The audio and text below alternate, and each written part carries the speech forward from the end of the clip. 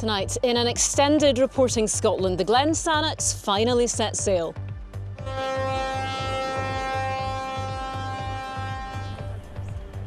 Seven years late and millions over budget, Scotland's newest ferry took passengers on her maiden voyage today. What I've seen so far is absolutely beautiful. It's so fresh, it's like getting a new car. Well, hopefully there'll be less cancellations, there'll be more capacity for people to get on and off the island. Yeah, remains to be seen, I suppose. We'll be getting a sense of what this milestone moment means for the islanders here in Arran, as well as the thousands of other communities and businesses reliant on Scotland's ferry network. And in the day's other news, Nicola Sturgeon has announced she and Peter Murrell, the SNP's former chief executive, are ending their marriage. The family of two Hungarian sisters missing in Aberdeen released an appeal for help in finding them. Coming up in the sport, Jacob Fernley advances to the second round of the Australian Open after knocking out home favourite Nick Kyrgios. Hello, I'm Amy Irons in the Reporting Scotland studio. And I'm Laura Miller, live from Arran for this special programme bringing together Reporting Scotland and the news at 7.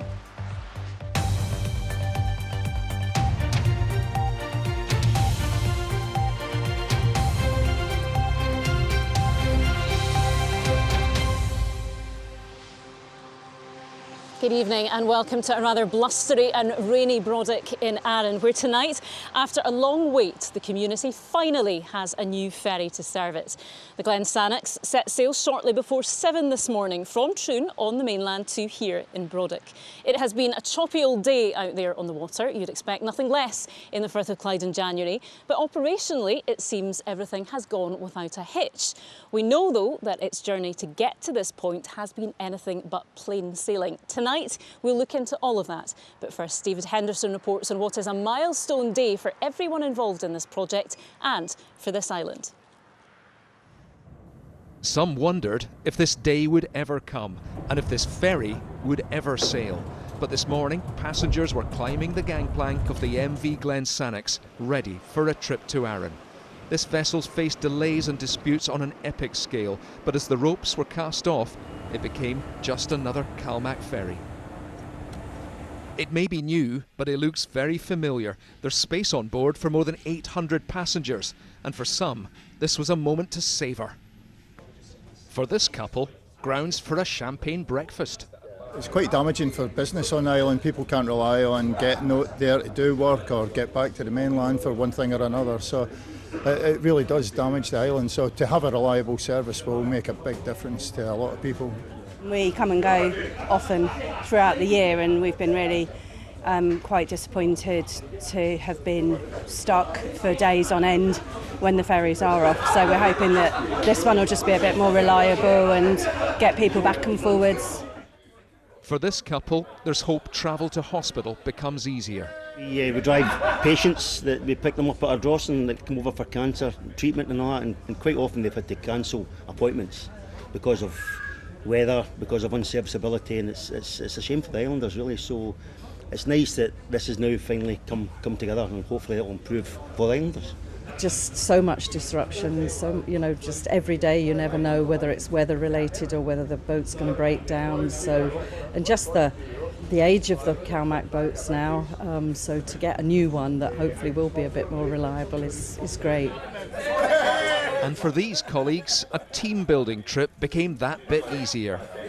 We're based in Troon, so we're having a work team building day today, planned it for the launch of the new ferry, so we booked ourselves on the first trip as soon as it was announced. We're planning to go over and walk up Goat Fell. I'll see how far we get because the weather's not looking great, but there's 10 of us here. So yeah, been looking forward to it. On the bridge, the ship's crew was being put to the test by rough weather. Calmac hope this new ferry will improve their services well beyond Arran. It means that we have the resilience of a new vessel. We are less likely to face issues, we are less likely to face breakdowns. So that means our service is maintained, and those impacts that ripple throughout the rest of the fleet when a major vessel breaks down will be mitigated. So that's a big step forward. People on Arran have waited a long time for this ferry, but its arrival this morning marks the end of one chapter and the start of another, as the Glen Sannox provides a lifeline service for this island community. At the ferry terminal, a reception committee with CalMac flags. And down in the car park... I think it's fantastic. Long time waiting, but it's arrived.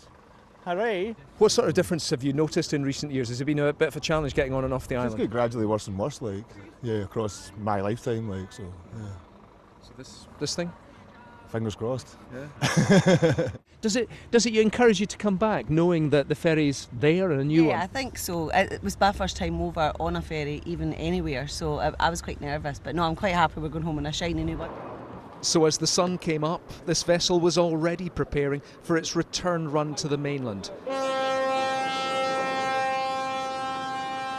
And a crossing that should soon become routine for CalMac's newest ferry. David Henderson, reporting Scotland, Brodick. Well, the man in charge of the company running the ferry, CalMac, is Duncan Mackison, and I'm pleased to say he is with us now on the roof of the Douglas Hotel, overlooking the terminal here in Brodick. Douglas, thank you very much. Duncan, sorry, thank you very much for joining us today. In this fine Scottish weather, how's it all gone? It's been a terrific day, something we've been building up for many months now. And it's gone in a reassuringly routine way, which is, I think, a mark of all the hard work that's gone into the preparation. Yeah, there must have been days, though, when you didn't think this moment would come, given the sort of troubled history it's had so far. Absolutely. Many days like that, and some of those days quite recently as well. So it's just fantastic to be able to get through today, to have a vessel that has no major issues at all and can go into service and receive such fantastic feedback from all the passengers. Yeah, I mean, many people have been involved in this project. The issues that the project has had have grabbed many headlines over the years. Many people involved, but from a CalMac perspective, what are the lessons you think you've learned from this project? Well, I think we're now looking forward to a really positive phase of new vessels coming into service, and it's not something we've done for a while. So we've learnt a lot about how we train staff up, how we get used to the vessels, how we go through the delivery to operations phase, and how we learn to handle a new vessel. And that's the vessel staff and the ports and harbours staff as well. So it's been a really useful exercise to get our eye in for the new vessels that are coming over the next year or two. But given this project and the delays and the overspend it faced, do you think islanders here and everywhere should have trust in the people running this ferry, that it will be, the new ferries will be done on time and they will be resilient enough? I think, let's be honest, this has been a really noisy subject for a long time, and I think most people just want to move on and get things to be better. And we're no different to that. All of us in CalMac don't find it easy. We want to come to work, we want to have the right tools to do the job, and we want to deliver a great service. And this is a really positive step forward now that we can move into that space. And we've done our best for years now with what we've got, and that's caused all sorts of issues and impacts, not just for ourselves, but the communities and passengers that we serve. And today is all about looking forward to moving on positively and looking forward to the future and putting that behind us. You mentioned some of the other ferries that are going to come into service. In terms of today and right now, though, does the Glen Sannox entering service, will it have an impact not only in Arran but in other parts of the network? Does it inject some sort of resilience? Yeah, absolutely. Every new ferry that comes into the fleet is less likely to break down, less likely to cause disruption, and less likely to cause us to have to replan and manage the ripple effect of that across the rest of the fleet. So in short, every new ferry, and this is the start, will provide more resilience and a more stable service, not just for Arran, but consequentially for elsewhere as well. Just very briefly, how are you feeling then about the next few weeks and months in the future at CalMac? Really excited, really positive, and we want this to be seen as a corner that's being turned. There are still challenges elsewhere on the network, but we can see the new tonnage coming in, and we're welcoming this new horizon that's come today. Well, we're very grateful for you spending a bit of time on what has been a very long day for you, Duncan Mackison from CalMac. Thank you. Thank you. Well, amid the political wrangling and behind the many news headlines over the last few years, at the heart of this story are the people on the island of Arran. As islanders everywhere will know, ferries are not just a preference, but a lifeline. As the Glen Sannox enters service, our reporter Hope Webb has been gauging reaction in a community which has had to be patient and resilient. Attention all passengers, we are now approaching Brodick. For over 7 decades, Arran has relied on a modern car ferry service. But in recent years, an ageing fleet, cancellations and delayed upgrades have really taken their toll.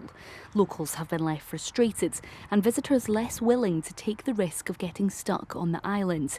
Sheila Gilmore oversees tourism body Visit Arran. We have to work together as an island to try and change the minds of visitors and bring people back to the island that have stopped coming because they felt they couldn't rely on the ferries. So we've got a little bit of work to do. You know, we're not going to be sitting resting on our laurels as a community. We have to look at that. Years of uncertainty hasn't just impacted visitors. This charity shop near the ferry terminal helps fund a volunteer support service for those living with cancer. They've seen patients miss essential appointments for cancer treatments after last-minute cancellations. I think there is definitely an erosion of trust with the whole ferry service, and this has been building over a number of years now, and I think it's going to take some time to turn this around, and the best way to turn it around is for CalMac and others to engage effectively with the community and just be as open and honest and transparent about things. We've got a really busy day coming up. We've got quite a few checkouts first thing. The biggest hotel on the island, the Ochrani, will be counting on a reliable Glen Sannox service to turn a profit. In a bid to boost income, it started a scheme where customers are offered a free night's stay if their ferry home is cancelled. But one sticking point remains, the Glen Sannox chosen mainland terminal, Troon. Traditionally, the ferry came from Ardrossan.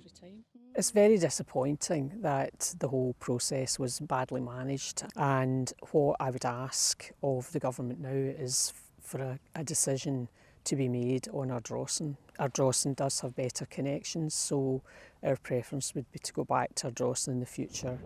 As the island looks to the future, it also waits with anticipation. Anticipation to see if the Glen Sannox can deliver the lifeline service needed to calm the waters.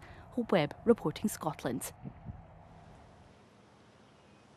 Well, with me now is our transport correspondent David Henderson, who was on that maiden voyage by the Glen Sannox this morning. David, you've covered this story over many years. There must be a real sense of relief here today. I'm sure that's right. I'm sure that's the predominant emotion here on Arran, because at long last they have their ferry, and they've waited a long time for it, and it has caused a lot of hardship for this community. It's been difficult for people getting to and from the mainland for work. It's hard to run a business when the ferry's not working. It's also problematic for people who want to go to the mainland to go to hospital or to visit loved ones or to just go to the shops. That's really challenging. It's also been a real problem for the tourist trade here, a major part of this island economy, because any time there's a problem with the ferries, people are put off potentially from coming, knowing that they can't get on and off the island easily. So this has been really problematic. Now though,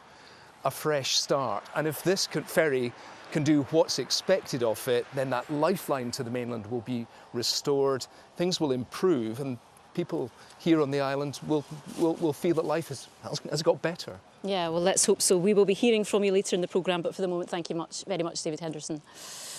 Well, I will be back with more from Arran at the end of the programme, but let's get the day's other news now with Amy in the Reporting Scotland studio. Thanks very much, Laura. I will let you go and get a bit of a heat for a while now. We'll be back with you shortly. Plenty more to bring you from here in the studio, starting with the news that Nicola Sturgeon has announced that she and Peter Murrell are ending their marriage. Posting on Instagram, the former First Minister said the couple had been separated for some time and that she wanted to bring others up to speed on the situation. Here is our political editor, Glenn Campbell. They were Scotland's political power couple. While Nicola Sturgeon ran the Scottish Government, her husband Peter Murrell ran the political party she led, the SNP. She was in the limelight. He was mostly operating behind the scenes, a role not to be underestimated. When Nicola Sturgeon announced her resignation as First Minister 2 years ago, she acknowledged those who'd done most to sustain her in office. Firstly, my husband and family. Few people understand the price families of politicians pay for the jobs we choose to do. Mine have been my rock throughout. The couple married in Glasgow in 2010, sealing their personal and political partnership. Today, she announced it was all over. In a post on social media, the former First Minister said, "With a heavy heart, I'm confirming that Peter and I have decided to end our marriage. To all intents and purposes, we've been separated for some time now." She added that it goes without saying that we still care deeply for each other and always will. It's not clear if the couple will divorce. When Nicola Sturgeon was sworn in as First Minister in 2014, Peter Murrell was already SNP Chief Executive. That concentrated a great deal of decision-making in one household. These arrangements have received particularly close scrutiny since the police searched the couple's home as part of their ongoing investigation into the SNP's finances. I respect and fully understand the process that is underway, but I am absolutely certain that I have done nothing wrong. Mr Murrell, any reaction? Peter Murrell has not yet made any public comment on the police inquiry or on his marriage. Mr Murrell, the former boss here at SNP headquarters, has been charged with embezzling party funds. Prosecutors have yet to decide whether or not to take further action. Nicola Sturgeon and the party's former treasurer, Colin Beattie, were arrested for questioning in 2023 and released without charge pending further investigation. Whatever the outcome in this case, it looks clear the power couple at the centre of it will now face the future apart. Glenn Campbell, Reporting Scotland, Edinburgh. Relatives of two sisters who've been missing in Aberdeen for more than 6 days now have this evening released an appeal for help in finding them. Eliza and Henrietta Hootsey are both 32, were last seen in the early hours of last Tuesday morning. Well, our reporter Louise Hosey is in Aberdeen for us tonight. And Louise, what have the sisters' family been saying then? Well, Amy, just a short time ago, the family of Eliza and Henrietta Hootsey, who live in Hungary, have issued a statement through Police Scotland. In that statement, they say that it's a very worrying and upsetting time and that all they want is for the sisters to be found. They're also urging anyone who may have information that might help the police with their searches to contact them just as soon as possible. They go on to say that they appreciate the support that they've seen over the last couple of days and that at this stage they're asking for their privacy to be respected. Yes, and Louise, it's now the search entering its 4th day now. Have police been able to give any kind of update today?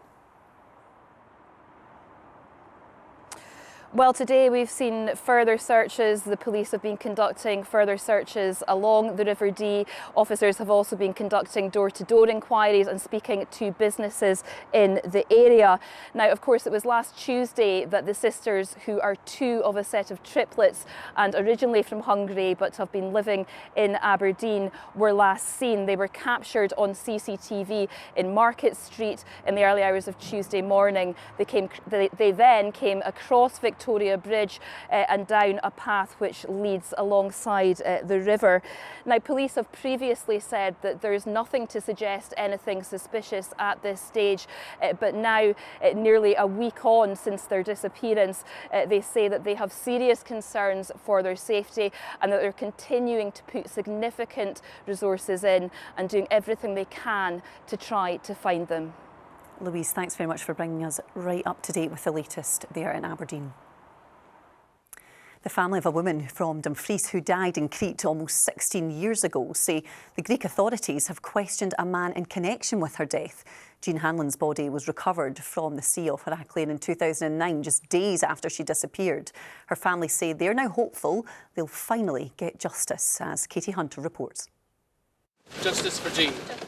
Jean Hanlon's family have spent 16 years trying to find the truth. Love you so much. Love you too. In 2019, they visited Crete to raise awareness of her death.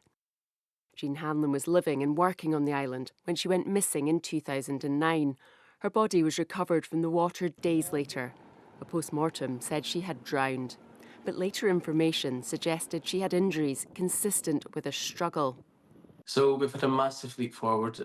Now her family says the Greek authorities have questioned a suspect in connection with her death.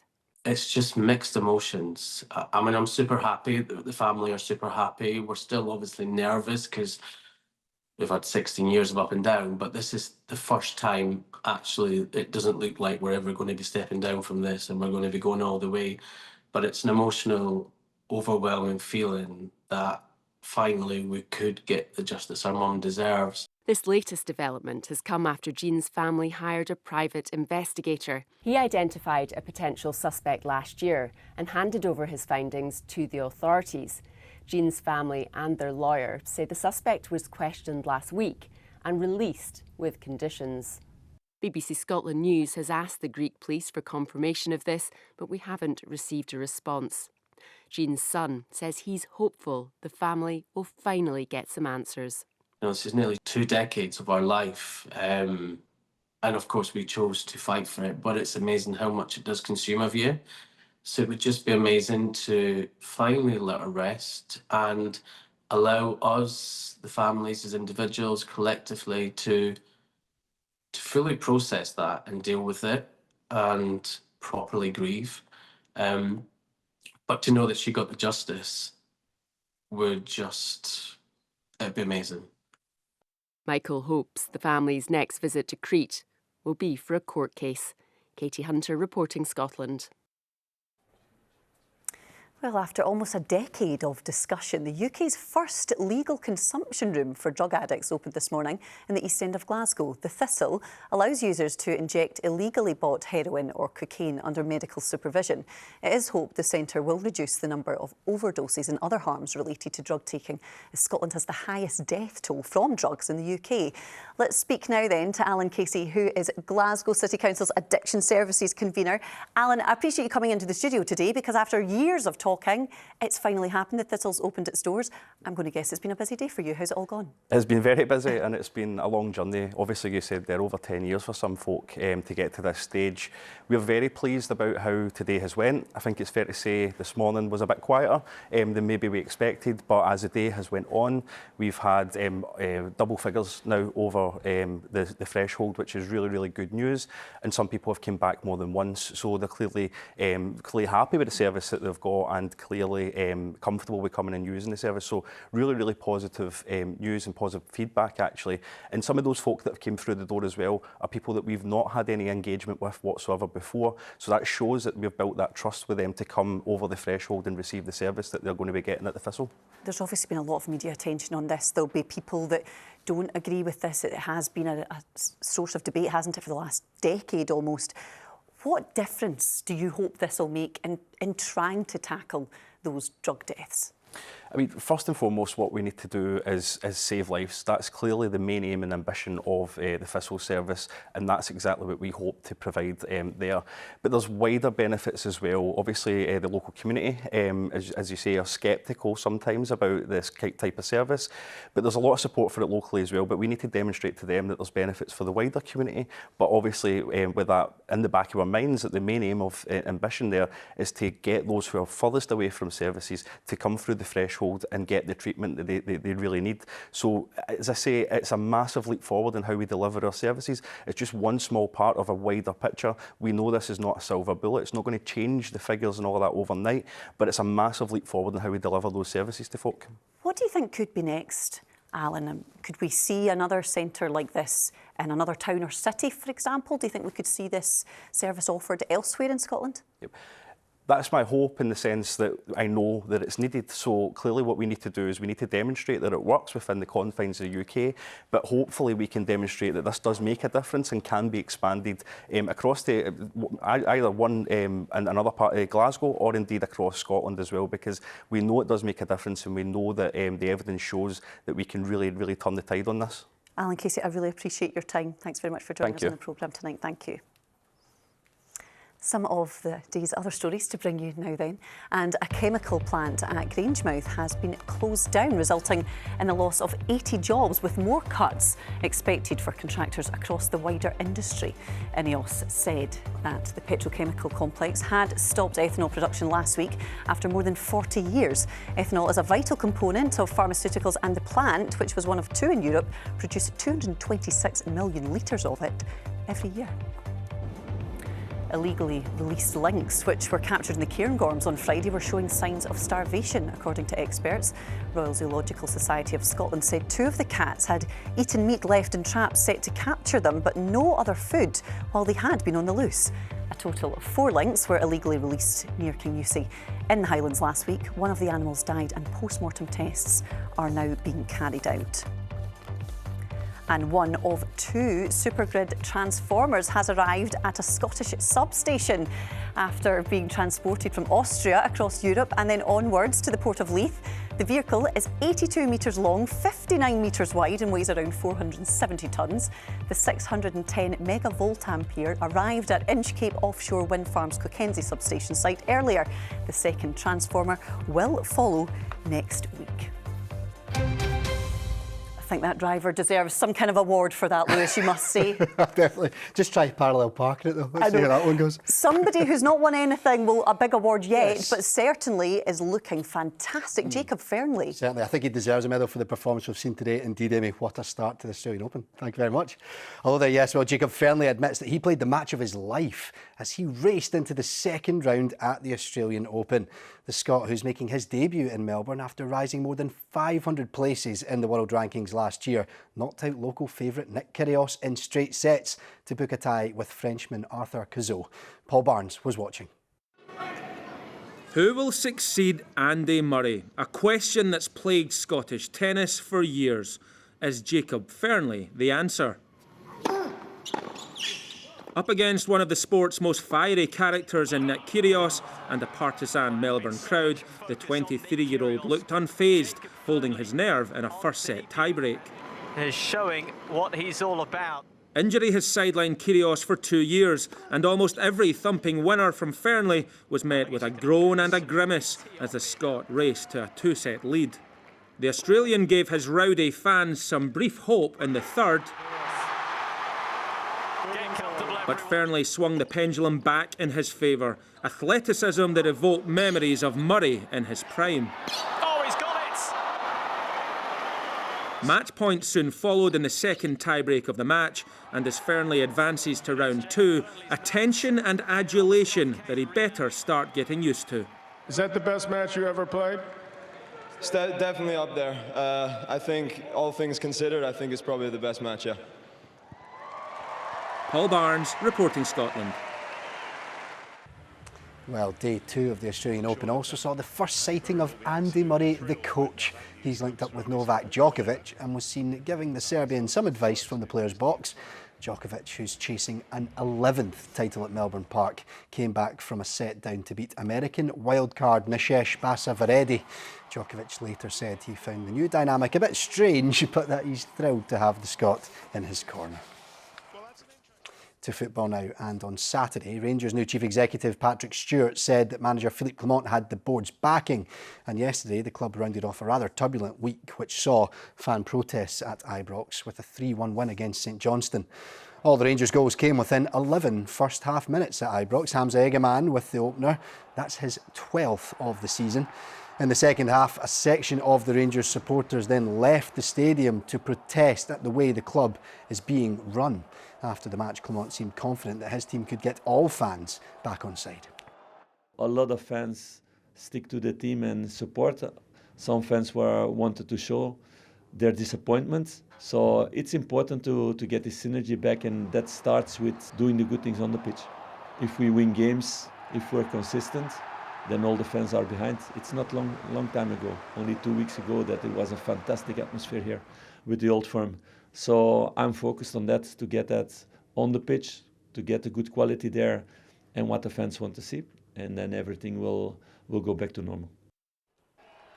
Aberdeen and Hearts went toe-to-toe in the other top-tier match yesterday. The game at Pittodrie ended goalless, with Ross Doohan preventing a 93rd minute winner for Hearts by saving George Grant's penalty kick. Jimmy Tilleen's Dons are now 11 games without a win, but things are picking up for Hearts. That's 3 clean sheets in a row for Neil Critchley's side. Well, let's have a look at the table then. After the weekend fixtures, Celtic beat Ross County 4-1 in Dingwall on Saturday, and they are now way out in front, 15 points clear of Rangers. Dundee United were 1-0 winners at St Mirren. They sit third ahead of Aberdeen, who do have a game in hand. And just look at Hibs. That is 5 wins and 2 draws in their last 7 league games. At the foot of the table, though, that draw for Hearts at Pittodrie moves them a further point clear of St Johnstone. The men from Perth are now 9 points adrift down there.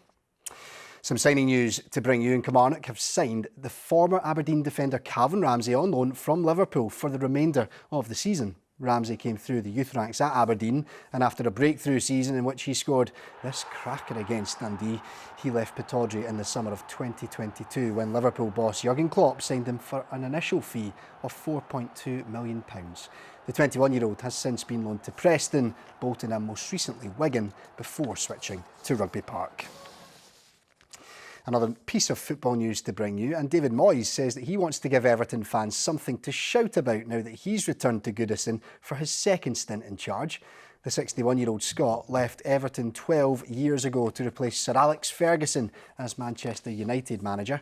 After spells at Real Sociedad, Sunderland and West Ham, he rejoins a Merseyside club who are just 1 point above the relegation zone.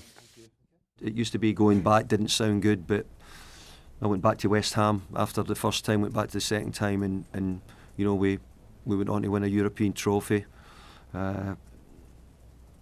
Sold the most expensive player in Britain.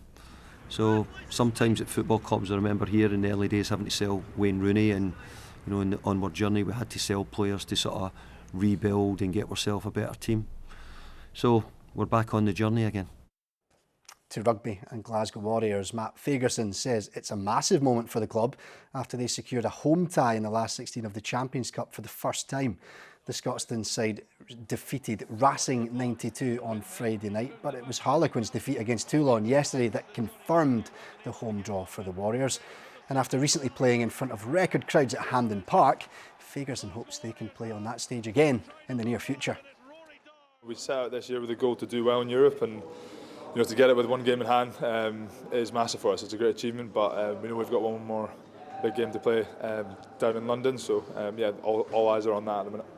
We're striving every week to get better and to put out that 80-minute performance. I think it's small things here and there, you know, that we're looking at, especially this week, to try and fix. So you know, hopefully we can wrap it up this week and go down and put in an 80-minute performance at the Stoop this week.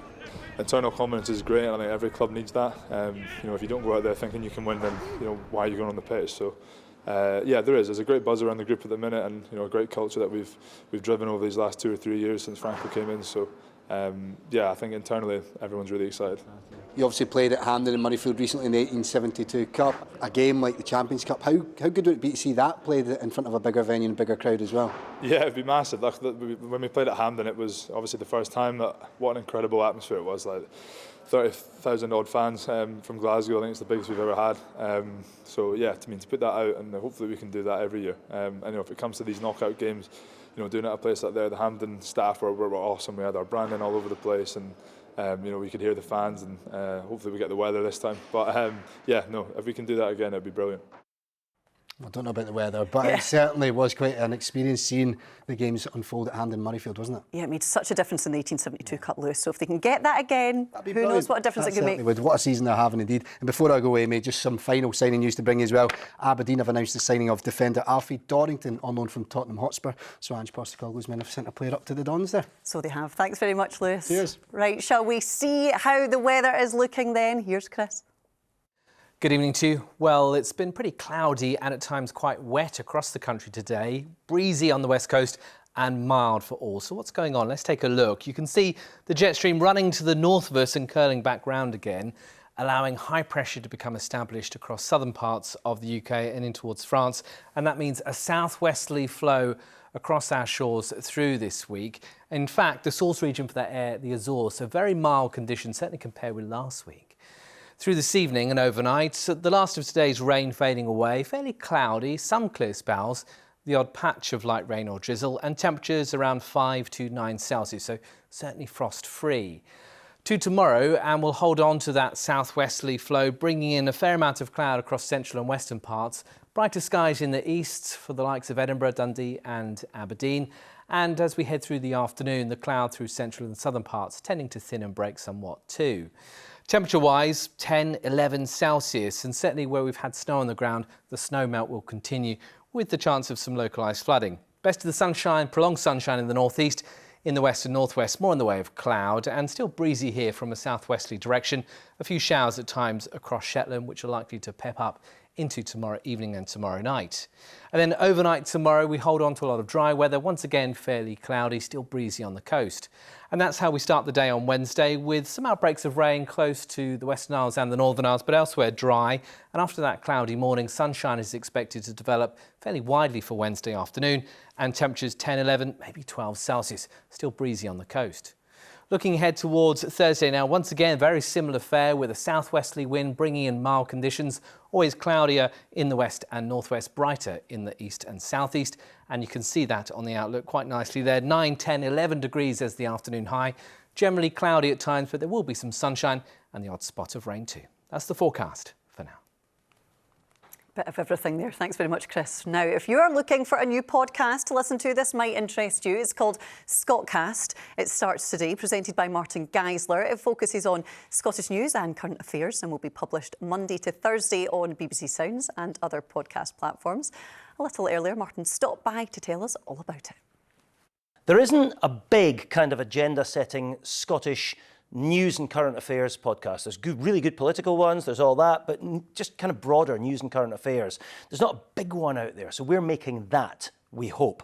And it's not particularly necessarily on the day news. It could be anything kind of relevant and interesting. It could be entertainment, it could be culture, it could be sport, it could be whatever, but it does have to be relevant, it does have to be interesting, and they're the guests we're trying to get in as well. We've got time to get into subjects in a bit of depth. We're trying not to do breaking news, but guess what? We walked into the studio today, day one, episode one, and Nicola Sturgeon made that announcement on Instagram that her marriage was, you know, in the early stages of coming to an end. So we've tackled that. We've had a look at Moira Salmon's fairly pointed criticism of the people, Nicola Sturgeon included, who've been hitting out at Alex Salmond. But the big subject we're tackling today is drug consumption rooms. We're speaking to Chris Clements, our social affairs correspondent, but also a man, Barry, who is in recovery. He was a long-term drug addict. And looking at the quite painful and quite chaotic lives of the people who are going to use this facility and see whether or not it's going to work. One reason, why should people be listening this week?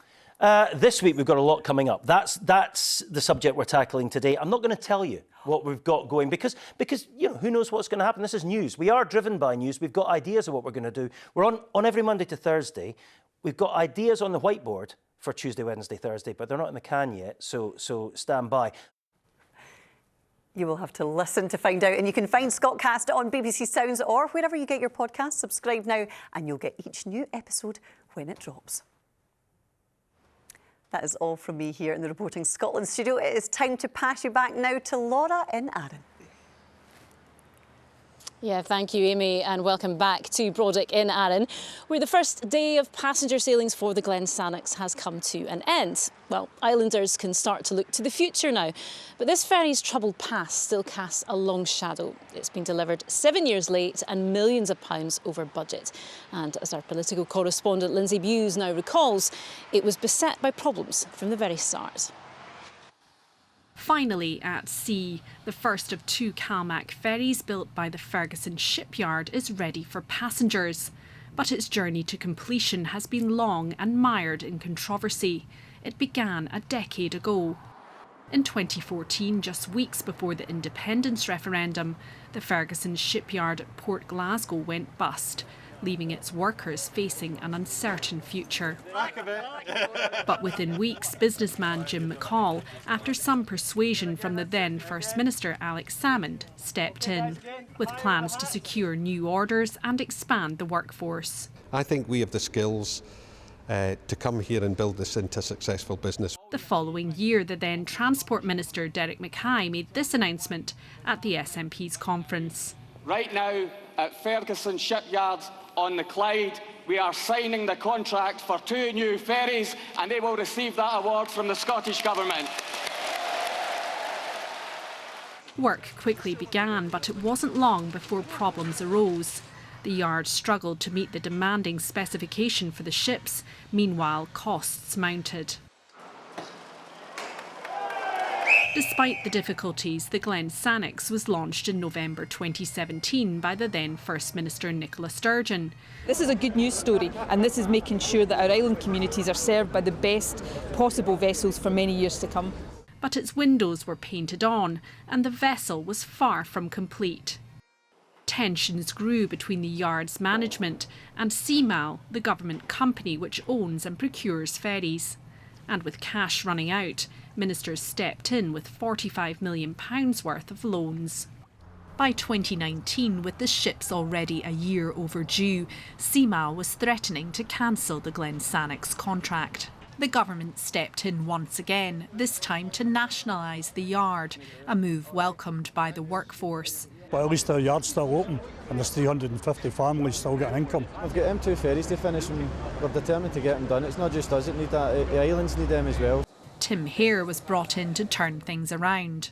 I can't comment on whether it looks like a scandal or not. My remit is quite simple. It's to stabilise the yard. The pandemic halted work at the yard, but even when it restarted, problems remained. Workers were concerned and threatened a vote of no confidence in management. Tim Hare left shortly after, and a new boss was brought in.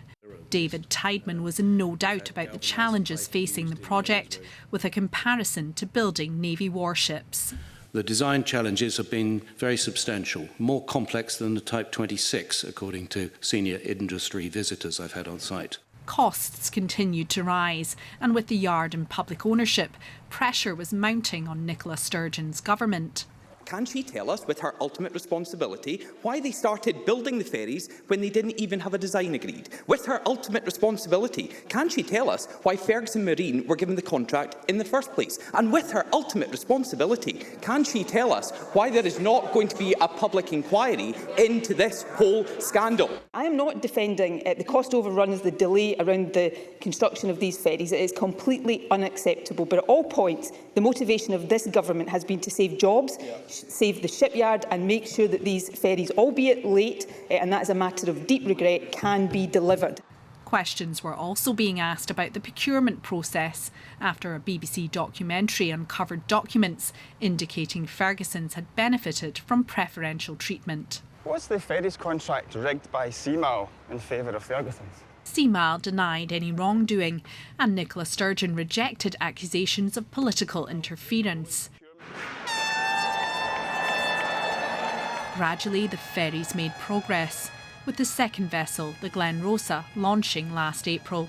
By then, David Tideman had been sacked amid further delays to the Glen Sannox, and the saga is not yet over. The yard must finish the second ship, and as it bids for new orders, its long-term future remains uncertain. Well, Lindsay Bewes joins me now from Holyrood. Lindsay, how politically damaging has this been? Well, Laura, you saw in my report there, the SNP made much of the announcement of the award of the ferries contract. It was a big political moment that allowed ministers to talk about retaining industry, saving jobs and economic investment in the area. But the reputational damage for ministers really started to emerge as the costs increased and as the delays lengthened. That gave their opposition here at Holyrood the opportunity to attack them over a failure to deliver. They held up the ferries as an example of what they claimed was wider failings on the part of the Scottish Government. The rise in costs particularly damaging given the squeeze on public spending, and that question of delivery politically difficult for a government that's emphasised the need to do just that when it comes to public services and delivering on big projects. That, it says, is part of its ultimate aim of achieving Scottish independence. And Lindsay, do you think the fact that the Glen Sannox is now in operation, do you think that that turns a page on this saga? Well, I think there's going to be a huge amount of relief that it is now carrying passengers and it's operational, but I don't think we're quite at the end of the story just yet. The Glenrosa still needs to be finished. It has also been hit by delays, and then both ferries will need to be able to operate well and be reliable for those communities that they are serving. Then there is the question of the future of the Ferguson shipyard. It is still somewhat uncertain. The yard needs to secure more orders, show it can bring orders in to show that it is sustainable and viable in the long term. Then there is the question of returning it to commercial ownership and out of the government's hands. So I think, Laura, there is a way to go before we turn the page on this saga. OK, Lindsay Bewes at Holyrood, thank you. Well, tourism is the main driver of the economy here, with Arran described as Scotland in miniature due to its sweeping landscapes. It could also be described as Scotland on a plate, with lots of food businesses based here, from cheese to chocolate and many more. Well, we are joined now by two small business owners on the island, Stuart Fraser and Faye Anderson. Thank you both for joining me tonight. Faye, to you first. What is the mood here? There must be a sense of relief tonight. Yeah, I think there definitely is, and excitement. It's a positive step forward. You know, we've had such a terrible time recently, and hopefully we can just step forward and away from the negativity and just hope that the boat does its job, and and the hope that it keeps sailing, and the crew and everything, you know, everything just works better for them. Do you think trust has been damaged? Yeah, it probably has, but I think, you know, hopefully we can just move forward, and I'm really excited about it. I remember when the Caledonian Isles arrived, I was only 6 years old, so it's great to see a new boat here. Yeah, quite a day. Yeah. Stuart, coming to you, you own a drinks business, I think, here in the island. Just give us a sense of how hard that has been over the last few years without having a reliable ferry service. Yeah, undoubtedly it's been very difficult for us and other business owners on the island. You know, we've had to deal with stock not coming to the island, and we can't get our stock off the island. So that is business prohibitive. Obviously, we can't get people coming to us when ferries are cancelled and we have these breakdowns. But as Faye says, I think this is such a big day for Arran and for business owners on the island. We're just excited that we've got this big new shiny ferry, and it's hopefully going to really invigorate the businesses again. And Faye, I know you're a business owner, but you also have a young family. What kind of difference does it make to families on the island, being able to get to the mainland, for instance? Well, it's just great that hopefully that now with the Glen Sannox being here, there'll be more availability that you can decide to just go to the mainland for a day out or a weekend away, and just so that my wee one's 3, just so that you can experience more things with her and open up the world a wee bit for her. Yeah, and Stuart, we've heard much about the troubles that this project faced from the very start. But from an islander's perspective, is all forgiven now? Or is the legacy tainted? I don't think we're going to focus on the negatives now. Undoubtedly, it's been a hard struggle for a lot of people, and we're not going to deny that. But I think we have to, at some stage, try and draw a line under it and see if we can look to the future. Because I think if we have this kind of narrative of negativity, it's not going to help any of us as business owners. So I wouldn't say all is forgiven, but today's a new day and we're excited about it. And do you think it'll take a while for you to see a difference, or are you going to see the sort of business, is there going to be changes immediately, do you think? I'm hearing from my customers that they want to come back to Arran, they want to book in with us. They want to come here and spend their money, and you know, we've got a fantastic island. We've got so much to offer tourists, and I think, you know, we're properly open for business again. Have you been on it today? No. Going on it tomorrow. Good. Well, you must report back. Faye, have you been on it today? No, I haven't. I was working today, but hopefully get on it maybe this week or at the weekend. Yeah, you're going to take your daughter over? Yeah. Yeah, good stuff. Listen, I will let you get into the dry because, as we come to expect from Scotland in January, the heavens have just opened a bit here. So thank you very much for your time both tonight. Thank you.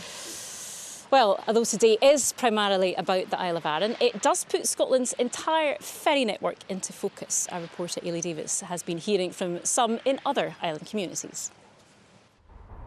Ferries are a lifeline for communities in many islands who can face major disruption due to a lack of replacement vessels.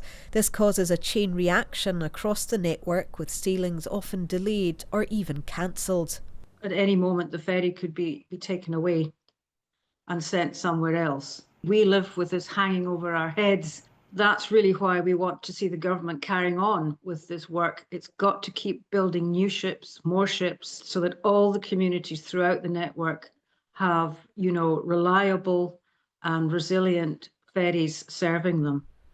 The distant and hard-to-reach island of Iona is particularly reliant on the Calmac ferry connection to Mull.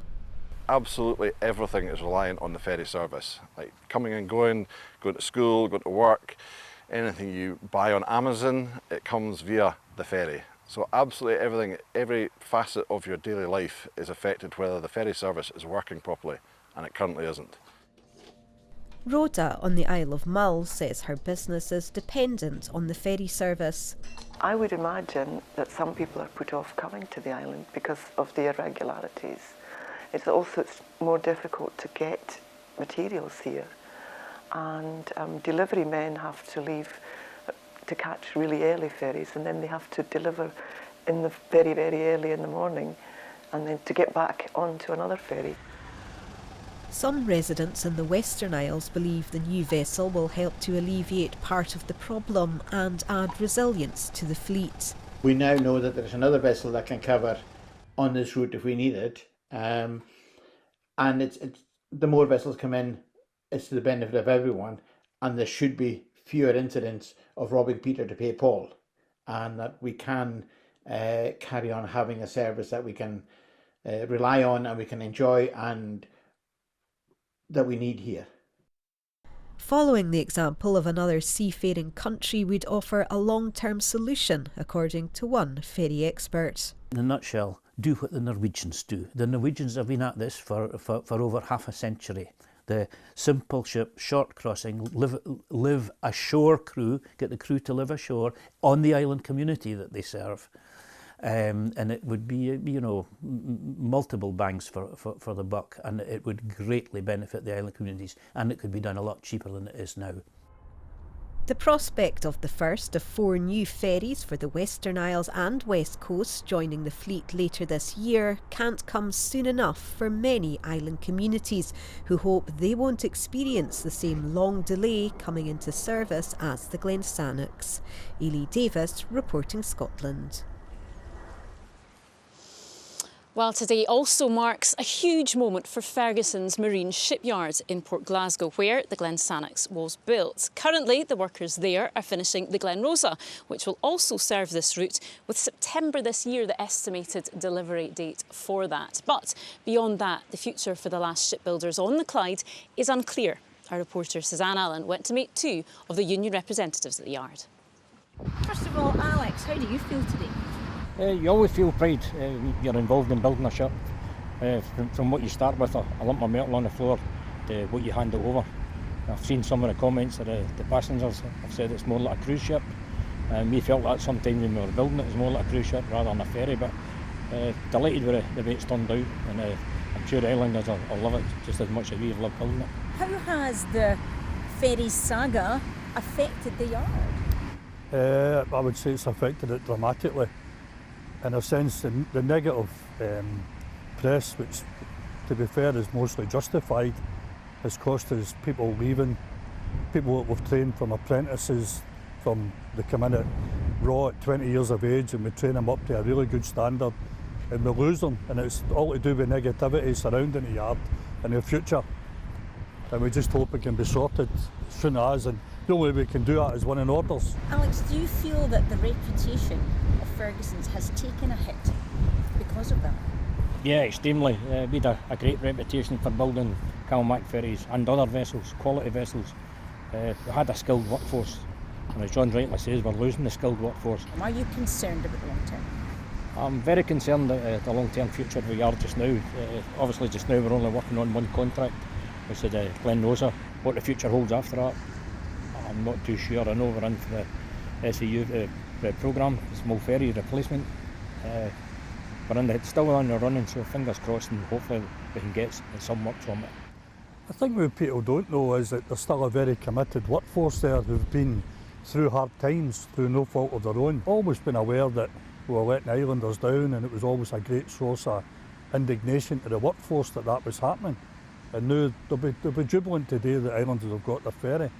And they're good people, they deserve a future, they really do.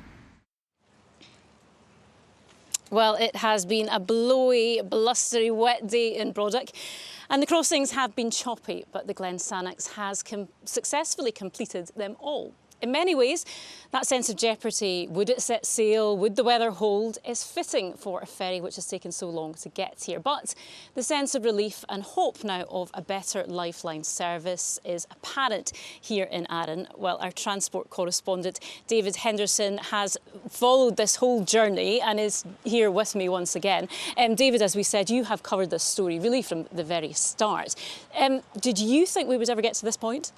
No, I didn't, and you're right. This is a saga which goes back 10 years to the closure of the Ferguson shipyard at Port Glasgow, and the tremendous the sense of camaraderie, that sense of support that people had when they saw, as I did on that day, workers out on the doorsteps in tears, so upset about the prospect of that shipyard closing for good and them losing their job. And what came from that was this tremendous political drive, this political energy which said that this shipyard has to be saved, that the jobs have to be saved, that work has to be found in order to help the yard back onto its feet. And in time, a contract did come its way, and it was the contract to build the Glen Sannox and its sister ship, the Glen Rosa.